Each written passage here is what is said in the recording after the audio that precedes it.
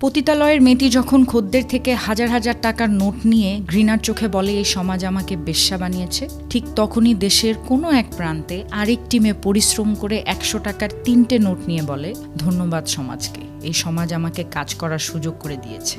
রাতের অন্ধকারে সিগারেটের ধোঁয়া উড়িয়ে বেকার ছেলেটি যখন ভাগ্যকে অভিশাপ দিয়ে দেশ ব্যবস্থাকে গালি দেয়, ঠিক তখনই দেশের কোনো এক প্রান্তে আরেকটি ছেলে সিগারেটের সেলসম্যান হয়ে ঘাম ঝরাচ্ছে।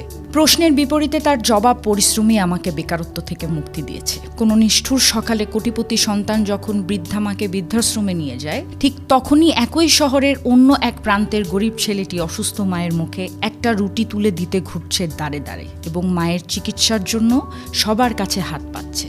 প্রশ্নের বিপরীতে তার জবাব থাকে, মা পাশে না থাকলে আমি কিভাবে বাঁচব। এখন এই জায়গায় এসে মনীষীদের দুটি উক্তি বলতে আমার বড্ড ইচ্ছে হচ্ছে।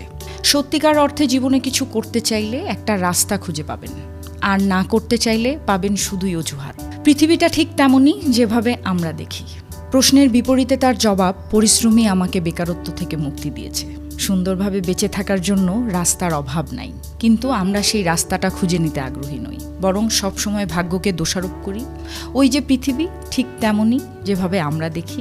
উদ্যোক্তা হন, পরিশ্রম করুন, ভাগ্যকে দোষারোপ না করে বরং কর্মের মাধ্যমে ভাগ্য পরিবর্তন করুন।